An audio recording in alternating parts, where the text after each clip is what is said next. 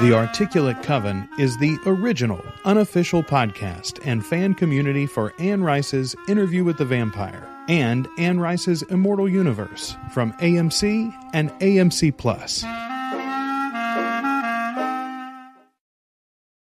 Welcome to The Articulate Coven, the unauthorized podcast, unofficial podcast, however you want to say it, about Anne Rice's Interview with the Vampire Chronicles, the Mayfair Witches, everything that's coming from AMC and AMC+, and of course the original books themselves. We are your hosts, Ashley Wright-Eiler and Joel Sharpton, and we are so glad to be back. Ashley, the last time that we spoke, there was a pandemic that was beginning, and I've been told that it's over. I've been told that by people I don't necessarily agree with, but that's the word on the streets, man.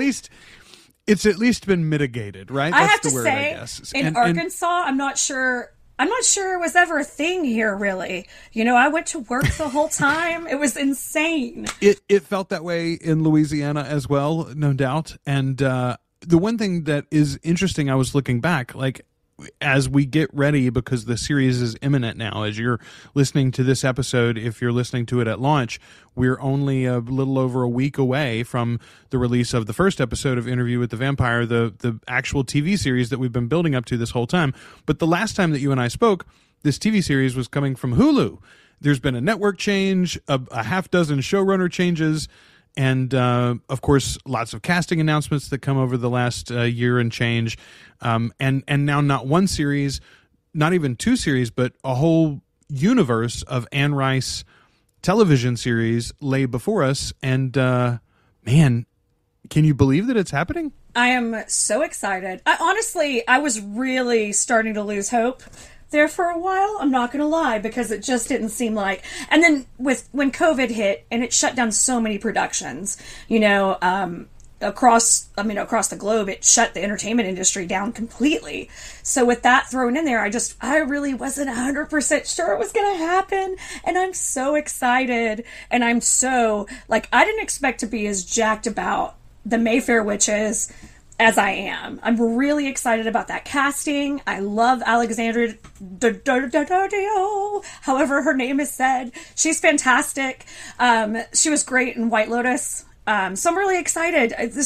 I can't believe it's really happening. It is actually happening, and happening in a big, big way if you listen to the executives at AMC. We're going to talk more in our next episode about the series itself, the behind-the-scenes special that's available right now on AMC and AMC+. You can go check that out. They made a hour-long special about this series, and at the end, they sort of hinted at what we were just discussing, the connections with the Mayfair Witches series that's coming on the heels of this one, and then their broader plans for this universe and these characters, and it's expansive.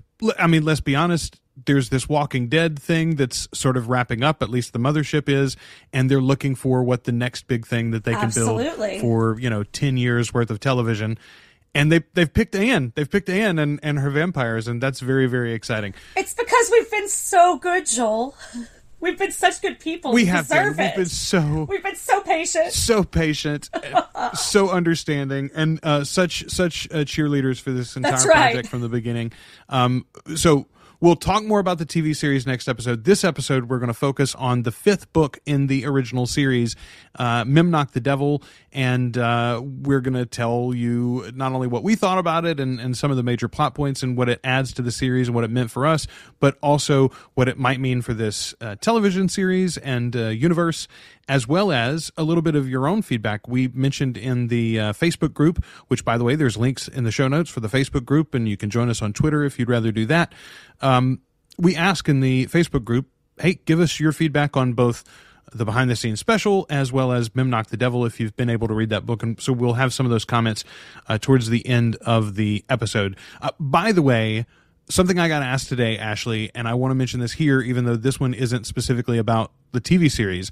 I got asked the question, will our podcast feature spoilers for book readers who haven't read all the books?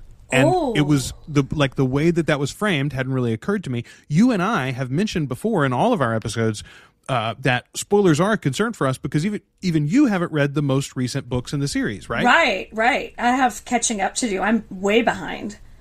So yeah. Well, I think especially with the TV series, I think that's going to be the case for lots of people, right? They'll maybe they've rushed out and will read Interview with the Vampire before the series launches or before they start to binge it, but they probably won't have read The Vampire Lestat and The Queen of the Damned and Tale of the Body Thief and so on and so forth. So how are we going to handle spoilers for the show? What are your thoughts on that? Well, it's hard. I mean, I'm a strange person. So unless it's Star Wars, I don't really care about spoilers. It doesn't hurt my experience of watching it or whatever. It doesn't bother me. And I have really bad anxiety. So sometimes it helps, you know what I mean? It like kind of keeps me from getting too like into my feelings while I'm watching it. I can't enjoy it. Less stressful. And I think they've promised us Easter eggs, Joel. And I think it will be really, really hard for us to not accidentally have spoilers when we get excited about things. You know what I mean? Yes. So when I told this message today, I said, I think we will do our best to segment discussions. Yes. Right? Well, that's kind we of can how start we've the always discussion done it. each episode. Yes, absolutely. Hey, we're going to focus on the things that happened in this episode and what we thought about those things. And then we can have a second section that is literally just as you just described, Easter eggs. Here's things that we heard or saw in this episode that we feel like is AMC and these creators hinting at what's to come and what they're building out for us, both in this series and others. And then even a third section, and maybe we could put this post-show or I quote-unquote post-show, where literally like we play the outro music and then you and I continue the discussion for a few more minutes, where we could discuss here's some blatant things that happen in the book and what this might mean is coming for the series or where they might be headed with this, et cetera, et cetera. And that way, if someone wants to hear that part of the discussion, they can hear it. And if they want to avoid it, they can. But all of those things will be, you'll get both an audio warning, but also I'm going to do my best to actually make chapter markers in the podcast. So you'll see what's coming and what we're going to be discussing in that section and can skip ahead if you'd like, or skip it all together. That's how much we care about you guys. We care about your needs. Well, hey, also though, I do care about this universe. And I think so much about what my best friend in the world is Josh Shirley, and Josh Shirley's favorite book series of all time is the Song of Ice and Fire, the George R.R. Martin series. And, you know, whatever it was 10, 12 years ago when that series was launching on HBO, he was so giddy. And I remember his description of how it felt to see this thing that he's been thinking of and dreaming of and speculating about for, 20 years at that point, 25 years, whatever it had been, finally being revealed to and discovered by quote unquote normal people, and then them slowly getting ahead of the TV series and reading the books because they couldn't wait to find out what would happen next. And that whole process was both fascinating and sort of like nerve-wracking for him and fun. I want all of that for us. I envision all of that for us. And I respect the people as you come along that, like this guy, he's reading Interview with the Vampire today. He's trying to cram it in a week or two for the very first time before this series starts, and is going to go on this journey sort of with the TV watchers, and we want to be there for them as well. Absolutely. So I think that this is going... Isn't it, though? It's so exciting. I'm so excited for people that have not gotten to meet these characters to get to go on this journey with us. Like, and I think that we're really both of us are so invested in being good guides for y'all that are listening to us, especially if you're new to this and you're new to this world.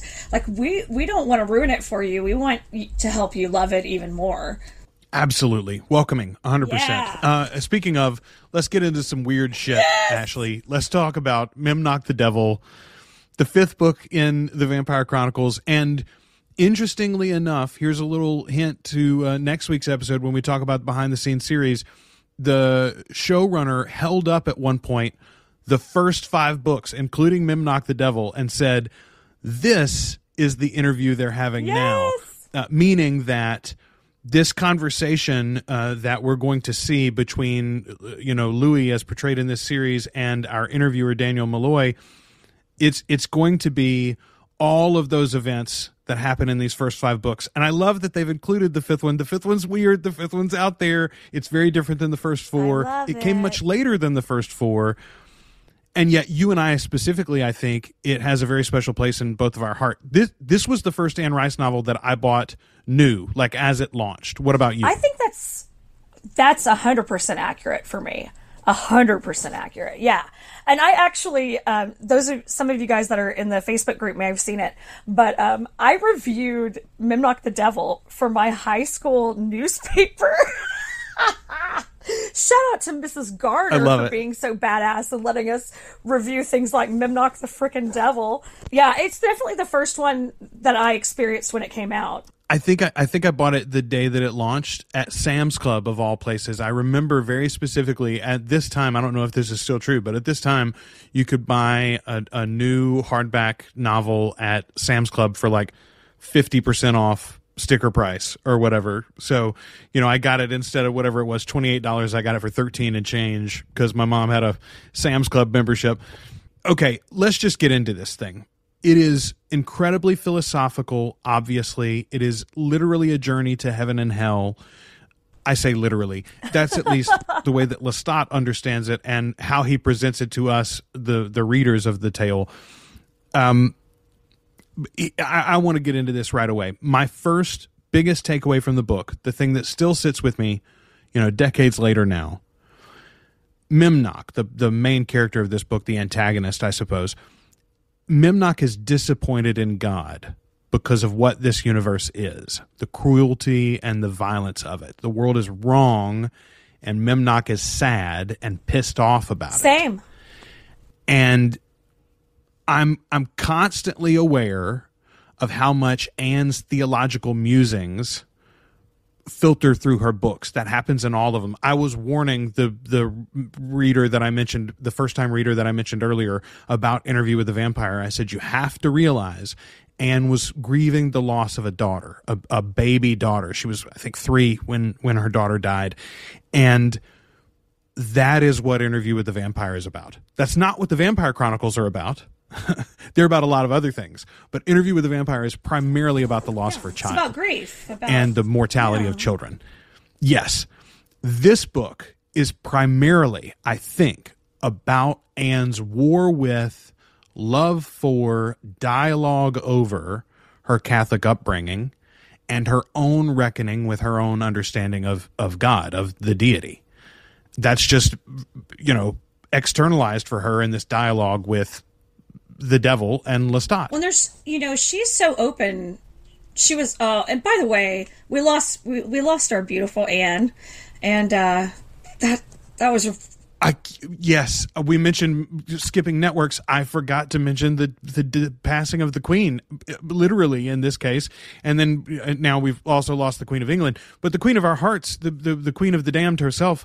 Anne, yes, she passed away in between our last recording and this. And, she lived a long and happy life. I'm glad that she didn't live to suffer, a declining health, et cetera, et cetera. She and Christopher got to work very closely together in the last few years. The one regret I personally do have is that she didn't see the launch of this series. I think she would have been pleased with it. We don't know what the final verdict is going to be about how we think it does with this adaptation or how the public at large is going to take it. But it would have been nice to at least have seen it launch and for her to have been part of that, to get to see, a little moment of what George R.R. Martin got to see with his creation. Absolutely. She was just such a... Thank you for mentioning that. Yeah, absolutely. She was such a giving person. I think giving of herself to her fans in particular. She was always so, I remember, Joel, when we were growing up, there were these huge balls she would throw in New Orleans, that were these Lestat balls that, were like things of legend in my mind as a teenage girl hung up on vampires. She was really vulnerable and willing to talk about faith and loss of faith and how it changes and how, her personal journey with religion and outside of that with just faith in general, I think is is something that's really cool. She kind of was open about that, so we know a lot of what she was going through when she was writing some of these books. And I think, I mean, obviously this is very philosophical, and as someone who grew up around religion but was not necessarily instilled in a organized religion, it's very fascinating to me. I think that's one of the things that drew me to this book immediately, was that it was this very like practical conversation almost that you don't expect between, you know, yourself and the devil, or yourself and God, or God and the devil. You know what I mean? Yes, I also love the resolution, or the result of that conversation, in that you have this character.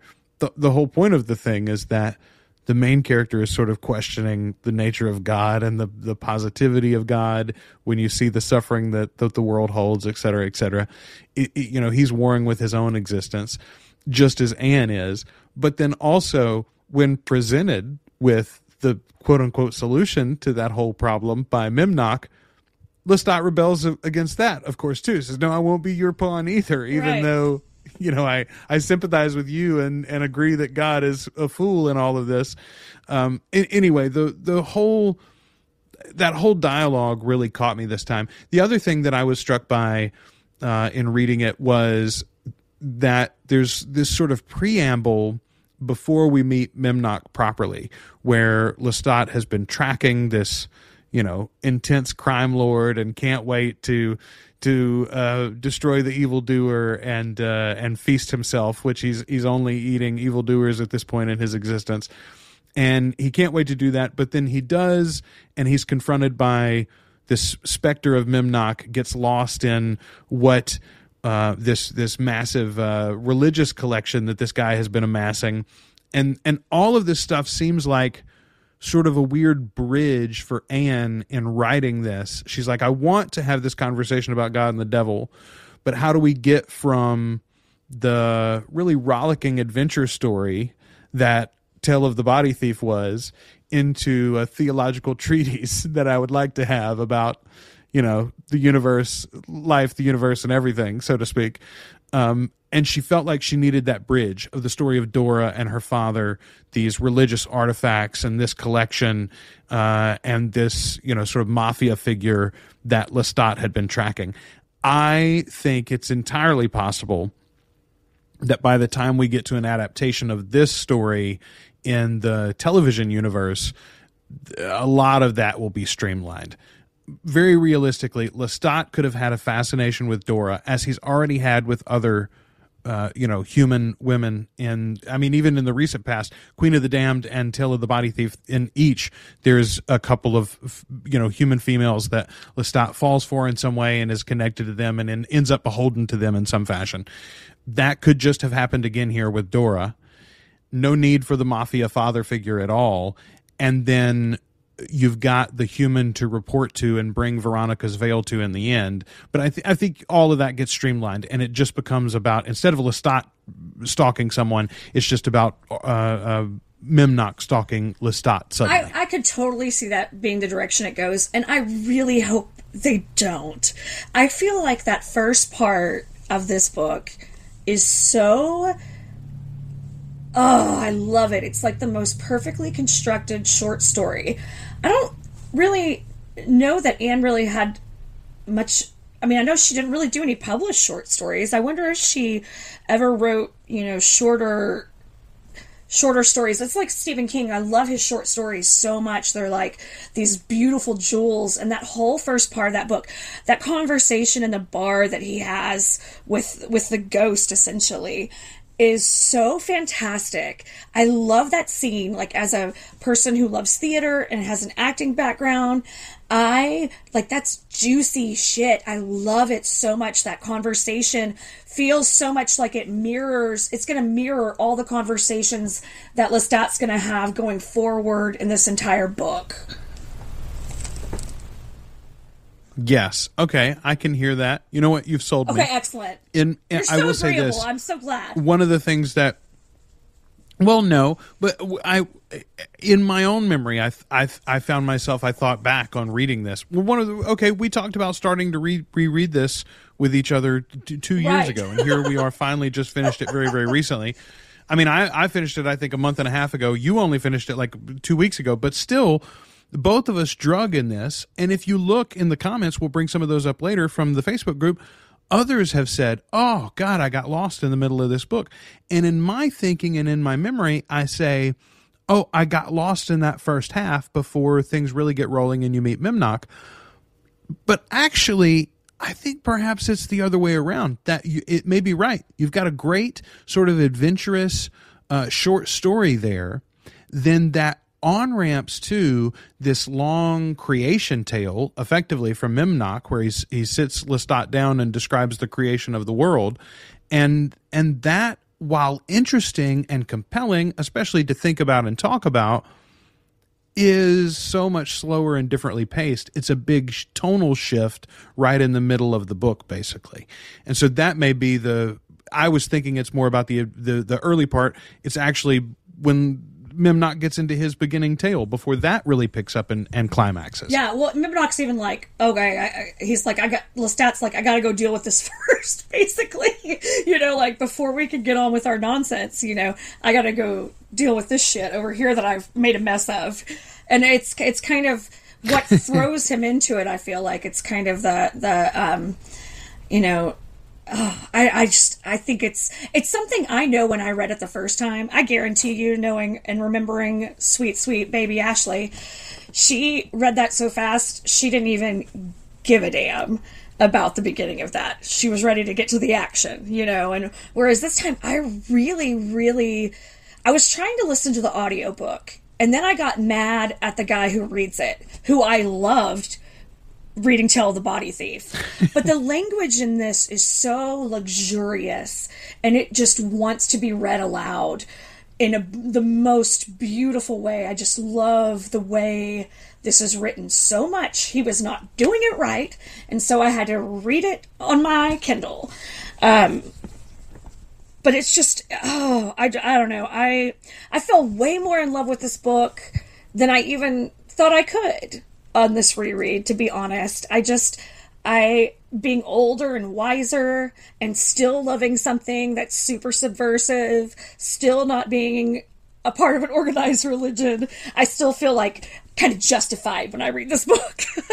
Absolutely agree with you there. It is it is one of the ones, I mean, all of them have been enjoyable to revisit, but this one reminds me of 13, 14-year-old Joel reading this for the first time and thinking, how much better am I than these peons in class with me that don't understand the universe and aren't contemplating, the nature of God and our position under him. Let's talk for a minute about one of the central moments in the book. So Lestat visits heaven, sits in the presence of God the Father, so to speak, visits hell, sees the lost souls and the school that Memnoch has set up effectively to elevate them towards forgiveness of God and being able to return to heaven. Which is beautiful. But then he also, all of that, the very concept of a sort of rehabilitative afterlife, I think is fascinating. And honestly, not that far from some of the fairly fundamental Christian ideas that were floated out there in my own childhood. Feel to it. Yeah, exactly. Laid out as it is in the book, I think most adults in my life that I brought this to as a child would have said that it was sacrilegious. But right. the concepts in broad form are actually very, very akin to some of the devoutly held ideas within the Christian religion. But the thing that struck me was the moment when Memnoch and Lestat visit the crucifixion itself. Oh. They see Jesus on the road under the cross. They retrieve the veil, but only after Lestat actually drinks the blood of Christ by Christ's own invitation. And it occurred to me, especially in the shadow of this series premiering, what is the press going to be like when they get to that moment in the series, right? I mean, now, we've talked about this before, I think, maybe only off air. AMC is a network that does not shy away from controversy. In particular, very recently, they had the Preacher series that went multiple seasons and includes even more quote-unquote sacrilegious imagery, or at least scandal, what would have been scandalous imagery in the past. The one thing I'll say there is the marketing push behind the Preacher series is nowhere near what AMC has already done with this Interview with the Vampire series, and the plans for that Preacher series were not as expansive as what they have with the rights package that they've purchased for Anne's work. So, again, it will be interesting to see whether that kicks up dust and whether, my grandmother asks me about that Dirty Anne Rice series that the Preacher mentioned at church or something. I don't know.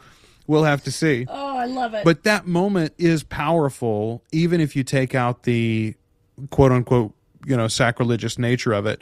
The moment's powerful for Lestat. The blood is so central to this story and this universe that Anne's created. And up until this point, human blood, however central to their own existence, has not been imbued with the same description and, rapturous nature that vampire blood is. When they share blood with one another, particularly the elders, that's when the real high comes, and the, all the imagery that we might ascribe to a sexual encounter, the vampires have that when they share blood with each other. Well, Lestat gets all of that and more when he drinks Christ's blood.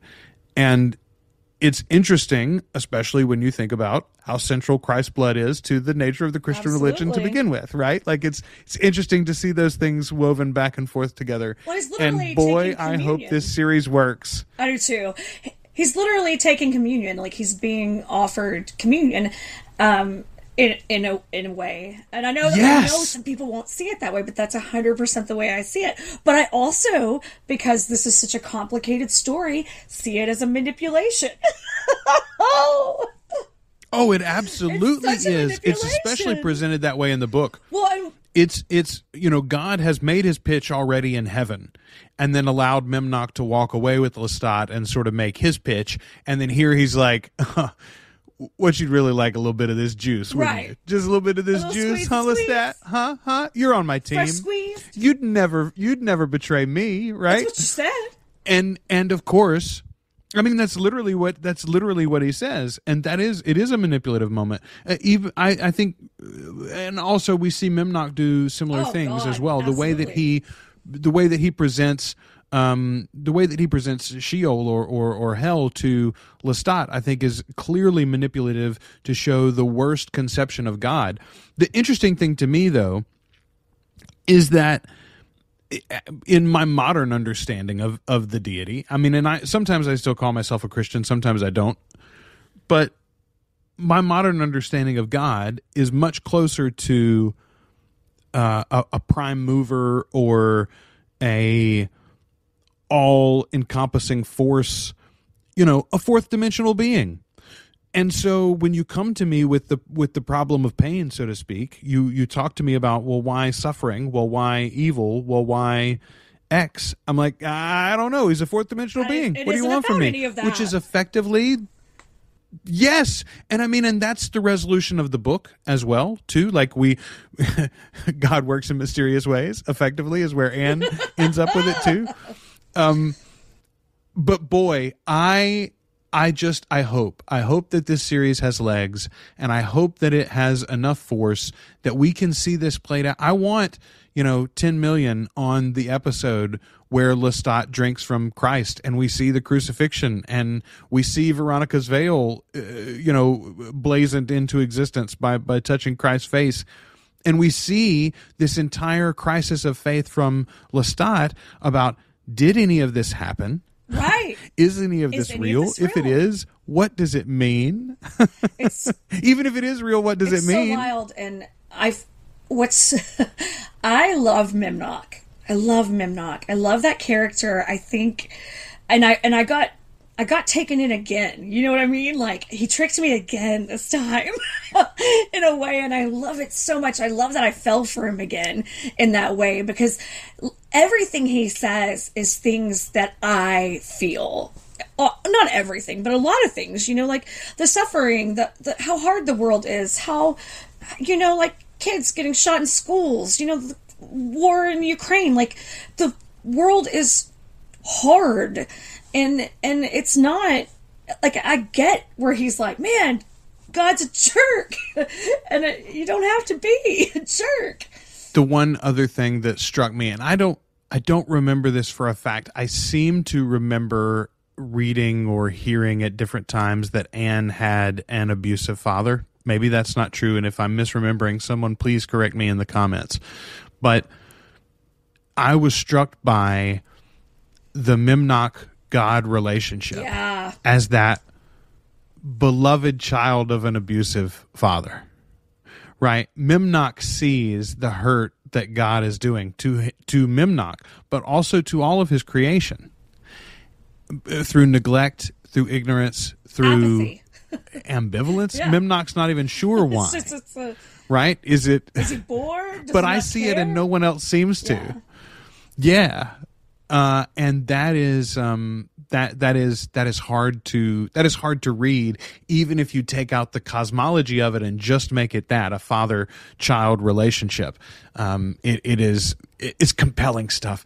Again, her characterization here and the humanity that she brings to all of these creatures, supernatural and otherwise, it is just absolutely fascinating. And I want more of it. I want all of it. I want all of these people to exist and to people our television screens for a long, long time. Before we get too far, I really have to mention the absolute beauty of the writing. When Lestat is in the room with all the artifacts, and when he actually sees Memnoch in there, and the way he's described, and he's not sure if he's, like, he thinks it's a statue, but he's not, you know, that is such, like, that whole section of writing is so beautiful. I wish I had my Kindle in front of me, because I highlighted so many phrases, so many sections in this book, on this read, just because of the absolute beauty of the writing, how lush and descriptive it is, and it was just like that description of him looking like hard, but also not, and alive, but also stone, and these wings, and I love it. I know that there are many that say, Anne is purple prose and I don't need to read 8 pages about the drapes. But that is a great example of how that style of writing is so moving and can be so perfect. And even if you don't really care for it in all of its examples, there are moments where it does rise to the level of poetry. You're absolutely right. The really exciting thing for me is already in the trailers and what we've seen of this series, you can tell that they, when they find they can, seem to be lifting a lot of the direct poetry straight from Anne. In particular, I've already heard several comments about the city of New Orleans, or about Lestat specifically, that come directly from the book. And I think, boy, it's going to be exciting to see those as they come, and to hear how they can incorporate more of them as they go. The thing that occurred to me is this is a book of segmentation. So we've already talked about, there's the first short story about this, stalking of and then conversation with Dora's father after he's a ghost. Then you've got the Memnoch story, basically. And I had forgotten entirely. In my mind, as soon as Lestat escapes, effectively, he's in the jail cell being held by Mahare without his eyes, and that's how this book ended. But it goes there eventually, but in between, there's a long section where the vampires, Lestat and Dora, discuss what happened, basically, and whether or not it was real and what it means for everyone. And again, it's like, I love that sometimes I do think Anne understands she has that sort of flowery, over the top language, and I think sometimes she's almost like, there is too much. Let me sum up. Yeah, let me sum up. Here's this. And here's a moment in case you missed it. Here's the central themes, and here are the arguments to be made. Here's the one for it, and here's the one against it. In that whole discussion, by the way, I think there's a great comment here. I wrote it down. Oh, yes. Armand steps forward, and he says, "Why didn't you accept? Why didn't you give him your soul?" Talking about Memnoch. Why wouldn't you accept Memnoch's offer? Why wouldn't you work for Memnoch and therefore God himself? And it's so clearly that's Anne, the young Catholic schoolgirl, wishing that she could completely believe, expecting a miracle, an actual real-life miracle to happen in her life. You know, Anne's talked about that was her upbringing. You know, she wouldn't have been surprised if an angel had come and said, "You're going to bear the Son of Christ," or the Son of God. She wouldn't have been surprised if she could walk on water one day. She wouldn't have been surprised if a blind person or a lame person had been healed in front of her. That was the world that she thought she inhabited. And that's the belief that she brings to the character of Armand. It's wonderful how she segments out herself into all of these creations. Oh, yeah, absolutely. That's just such a good observation. Armand is so complicated. And I think that, okay, we got to go back a little bit because we have to mention. Yes, please. We got to mention the menstruation. I'm so sorry. You can't talk about this book without talking about that scene. Lestat enjoys himself a minstrel snack, for lack of any other way of saying it. But I feel like you can't. I was really kind of shocked by that the first time I read it. And then also kind of fascinated by it as well, because it's this whole embracing of something that is completely safe for him to consume. It's not going to hurt her. And it's also very specifically grounded in the femme world, in the feminine or, world as we understand it. That's interesting. Ashley, I had kind of glossed over it. I didn't have anything about it in my notes. I hadn't even really thought about it, but it occurs to me that's the sort of thing that you might see the television series introducing earlier, maybe even in a different character. In it seems clear to me that the TV series is going to explore more the sexy actual vampires, sexualization. Sexy vampires, yes, Joel. Sexy vampires. In Anne's world, there's not a lot of actual sexual intercourse, right? The sex comes through the blood. Yeah, 100%. And now Marius and Pandora both actually screw a couple of times, and eventually Lestat does in some of the books as well. But it's always sort of like a circus gimmick. It's almost like, and look at this thing we can do. Things people it's do. Not the point. No, it's not at all the point. Right. I think in this universe, they're gonna. I think these vampires are gonna fuck. Probably. Y'all, these are gonna be some sexy fucking vampires. I'm so excited. It's gonna be so good. These are sexy vampires. They were always sexy vampires. Well, she wrote them as sexy vampires. My God. Yes. No, you have to go back and you have to think, especially the first 4 or 5 books, the world that she was writing those in and the world that Anne herself comes from, right? And it's so funny. I was literally having this discussion with one of my sons earlier. Even me, a child of the 80s and 90s, the options for sexual and romantic expression that are available and known by your average teenager today are much more varied and wide than the ones that were available to me. And I don't know exactly. You had to go looking for your porn, Joel. You had to go find it. Well, I mean, not just that, but but even just the expression, the idea that you could be bisexual. 100%. I didn't even know that was a thing, for instance, or that you could be gender fluid. Absolutely. or that you could be attracted to personalities and intellect as opposed to, as I told my son, the wobbly bits. Because these books are why we're not assholes, Joel. These books are in part why we're not assholes, because we saw that representation. In the books, though, so much of that is subtext, and I think in the series, so much of that is going to be text. Oh, yeah. Right? Yeah, I mean, I agree, but... It's going to be more surface. I was comfortable with that when I read them because... Now, this is something that was really interesting and kind of makes me sound a bit like an asshole, and I do not mean it to be. But if I'm an asshole, then I'm an asshole. It's fine. I get it. Here's the thing. I grew up in a family that had openly gay friends. Like, we had openly gay friends, family friends in the 80s and 90s. So, like, I have always been comfortable around homosexuality, bisexuality. It wasn't, like, verboten in our household to discuss. It wasn't anything that wasn't out of the normal because it was relationships that I saw on the regular. You know what I mean? And so I was always, like, I wasn't ever uncomfortable with any of that. Which I don't think, that's not what you're saying, obviously, but I think that that's, like I didn't get people being in the closet. I didn't realize that was a thing for a really long time because in my world, that doesn't matter. You know what I mean?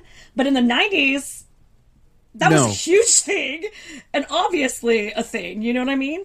Absolutely. I do understand what you're saying. But yes, in my world, I mean, I knew gay men, especially, and at least one lesbian woman when I was, 10, 12, teenager.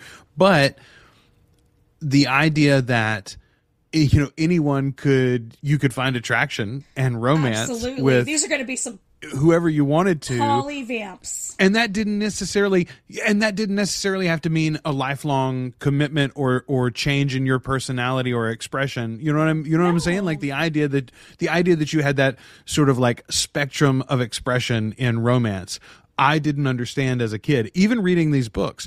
And it occurs to me that I do think, just honestly for ratings and because of the way that television is these days, especially television of this nature, this sort of like premium television that this is competing with, I think a certain level of sexuality is going to be expected that is actually a little heightened or more front than the books were. And honestly, I think that's a great thing. And an example that, I do too. As people discover this series, it won't have to be like, oh, hey, Louis and Lestat love each other. It's a romantic love, not just I think that's all going to be on Front Street. They're not just roommates. They're not roommates. No, exactly. I think Louis is very specifically going to be sort of like warring with his sexuality, even as Immortal in the series before the transformation. And I think that's a cool thing to explore through this. That'd be great. That'd be great to see in the character in his mortality. I would love that. Well, and the idea, the discussion you have there of the menstrual blood, like I wouldn't have thought about that. But if you have a universe where sort of human vampire relationships are more common, absolutely, then that's a great way that I don't think we've seen. I don't think I've ever seen that on screen, honestly. Like I've seen a lot of vampire movies and TV shows. I don't think True Blood ever did that. I've seen a lot of vampires and I've seen a lot of oral sex, and I don't think I've ever seen that. I'm with you. All right. So there you go. Mark your calendars, kids. We're probably like 5-6 years away, but I think we could look forward to that someday. of our oh my God. Podcast. Yep. All right. So quickly, I want to get to some of this feedback that we got in the Facebook group on this episode specifically. Oh, excellent. Ashley, before we get to that, do you have any kind of final thoughts? I want to wrap this up. And again, don't worry. We've got another episode coming ASAP about our discussion of the behind the scenes special and the TV series itself. And then starting October 2nd, you'll get episodes weekly as long as Interview with the Vampire, the television series, is running. And then when Mayfair Witches is on, we'll cover that week to week as well. But as we sort of close up our discussion of Memnoch, what are your final thoughts on it? Armand's how deep are we spoiling? Are we is it okay if I talk about Armand?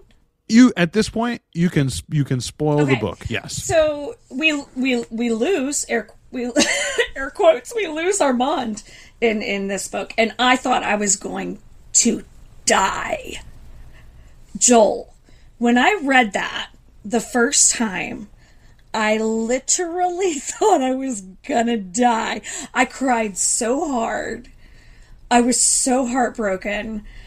It seemed, and I love what you said earlier about, like, Armand being like, I didn't understand it at the time. What you just said about him being a representation of like a youthful Anne and her faith.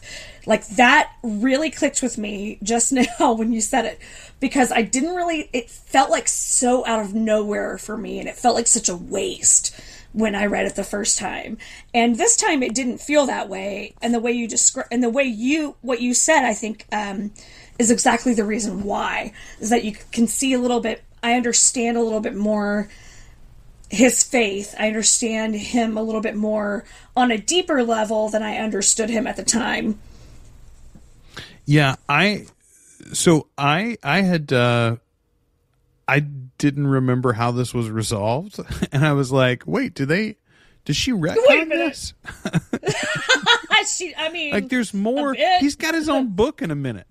There's a whole book in a minute. Yeah, exactly. I guess it is kind of hard to spoil that, since there is a whole damn book later. But I was so heartbroken, like, as only a teenager that reads vampire books can be. I thought I was gonna die. It's interesting, though, because I was going to mention earlier, there are, and again, I'm not going to get into spoilers on this, because this includes the sort of the Prince Lestat series that you haven't really read either. There are not hints necessarily in the character of Memnoch, though. There are references that he makes to, like, Lestat forgiving Marius. Could you forgive Marius, the vampire that created you? The very character of Memnoch, though, this moment with Armand where he goes into the sun, all of those things are plot points, concepts, discussions that Anne revisits in those later books. That makes me very happy, because there were just vampires lined up to do that. And I was like, what the... I didn't remember that. I didn't remember Mael being there. Like, I was like, what the hell? Well, are we just lining up to throw ourselves into the sun over Lestat acting like a douche? Like, what is happening? And that's not what... I mean, it made me think of Ashley, my sons and I have discussed it before. You know, if aliens showed up, if alien spaceships showed up outside, you know, Washington D.C., like Independence Day or something, you would have people jumping off buildings or You're right. You're committing totally suicide in one way or another. Because, and not only that, but you would also have world religions reckoning with this new revelation, and this how idol, does it relate to their exactly, right? So this is effectively what happens in the novel here. You have this supernatural element introduced into the story and to the universe that forces some supernatural beings like Mael and Armand to react in an irrational way, but also mortal ones as well. And I think that's absolutely true to life. I mean, I don't know. Since the pandemic, and we've watched people's response to that, Lord. I will never say again that the world's response to a cataclysmic event in a book or it's something unexpected is or irrational. No one knows how the world will respond. Yeah.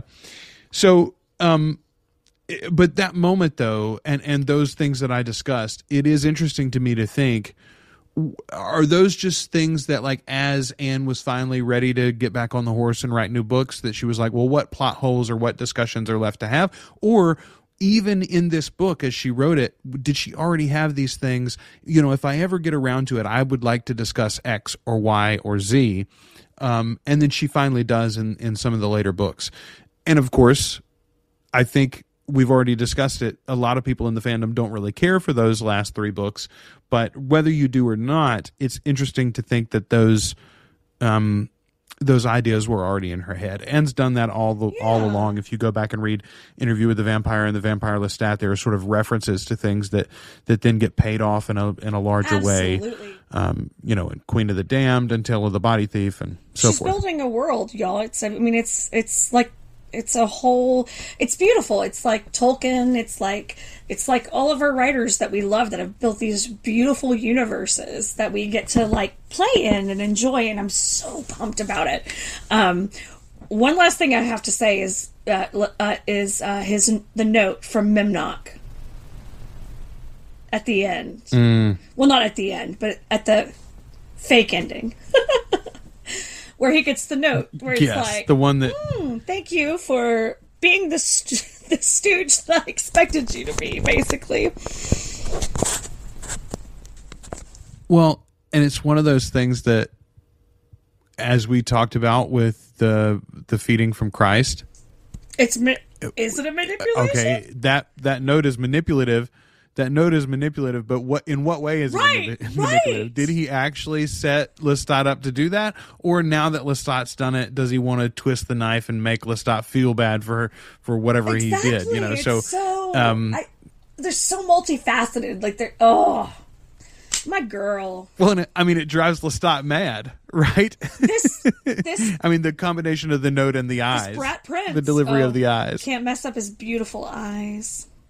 So I love this book. I cannot wait for this thing to happen on screen, and I'm super excited about it. I do think that it will be controversial when we get there. Oh, so much. But I think it's exciting too, and it is an example of the heights and depths that this series can go. You know, if you've watched any of Sandman that is on Netflix right now. Oh my God, it's so good. That show has some amazing visuals, right? It's just outstanding.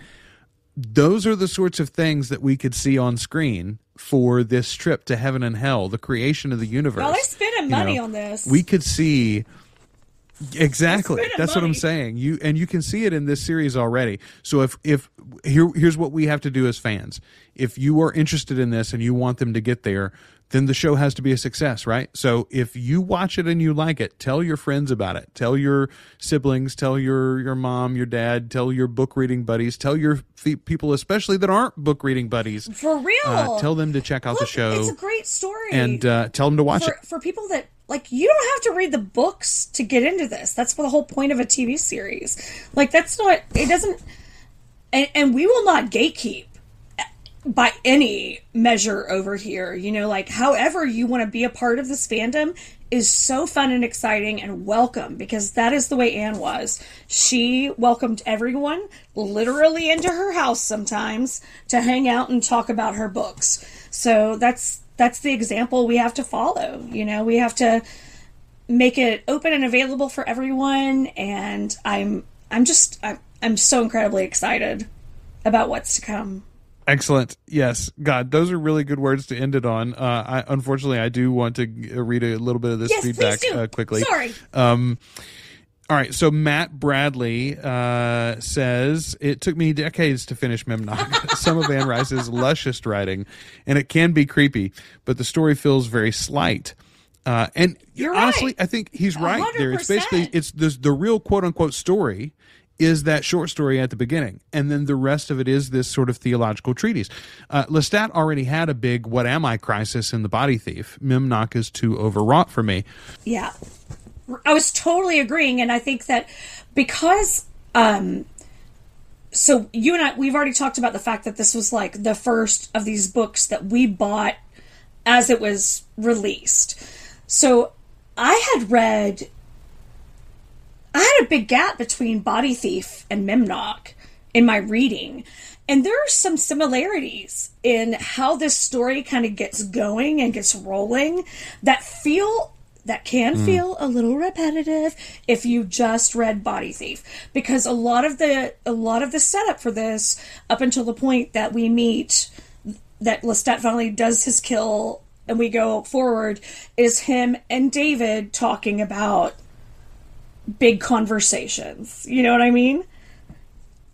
Well, and there's in Tale of the Body Thief, he's being tracked by the body thief for a while, stalked by the body thief. In this one, at the beginning, he's stalked by the stranger, Memnoch, while he's stalking Dora's father. So, yes, there are repetitive. There are echoes. I get it, man. What is George Lucas's saying? It rhymes. It's like a poem. That's my guy.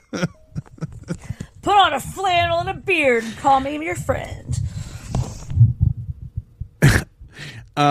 So Kaya Reinhardt in the Facebook group says Lestat can really wear his heart on his sleeve sometimes. also what was happening in Anne's life when she was writing this. So I correct me if I'm wrong, but I believe this was right around the time when she was sort of like beginning her re-entry to the Catholic faith. Okay, now I remember it the opposite. For one reason I say that. I remember it the opposite. Okay, well, I feel like this was when... And maybe so. But my thought is this is when she abandoned the vampire books for a long time, right? There's that huge gap between Memnoch and when she comes back and writes the... No, I'm putting the wrong thing together. There was the gap came Body after the spin-off books, right? Well, there's a gap between Body Thief and Memnoch, but then she writes Memnoch and she puts Lestat to bed, but she writes Pandora, Vittorio, Blood and Gold, Armand's book is there, the Vampire Armand, and then she has her religious period, I think, before she picks Lestat back up with Blackwood Farm. Or no, Blackwood Farm was the capper. She wrote Blackwood Farm, Merrick and Blackwood Farm as the cappers, and that's when she wrote her angel books and kind of rejoined the Catholic faith for a while. So you're right. I'm ahead of times. That wasn't what was going on in her life now. This isn't when Stan passed away. I wonder what was happening, Ashley. I just remember her. I remember in interviews, and I could be misremembering. Obviously, memory is trash, but I feel like I remember her in interviews just talking about having questions and feeling disconnected and that sort of thing. But I could completely be making that up. It makes me realize that I need to do more biographical research on Our Lady Anne. And I definitely need to spend a little bit more time drawing those, connections, you know what I mean? Yeah, absolutely. Well, and there are a couple of good biographies out there too. Catherine Ramsland wrote a good one, yes. And then Anne has her own book that I've been meaning to read, called Out of the Darkness, I think, which is specifically about her sort of religious journey and her where she was at that time of publication. If you want to write a biography, Joel, I'll interesting be your conversations we had throughout. Assistant. Maybe down the road. We got to get this podcast off the ground first. We got to welcome a whole new group of audience members. I'm so excited, you guys. Welcome! If you're just finding us and finding this world. I am so excited with you to welcome you all in, and excited to hear more from each of you as we go. Excited to share this journey with you, especially excited to share it with you, Hell Ashley. Yes. For this episode, we're going to wrap things up. Again, we will be back on Sunday, September 25th, with an episode about the behind-the-scenes special, and then starting October 2nd, we'll be along with you for every episode of the TV series itself as they build out this whole universe. Until the next time we talk to you, we've been your hosts, Ashley Wright-Eiler. And I'm Joel Sharpton, and this is The Articulate Coven.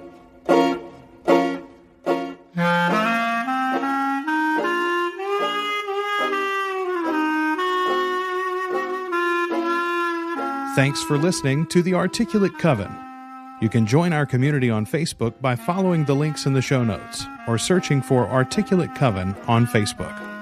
You can subscribe to the show in Apple Podcasts, Spotify, Google Podcasts, or at articulatecoven.com. And share us with your Anne Rice-loving friends.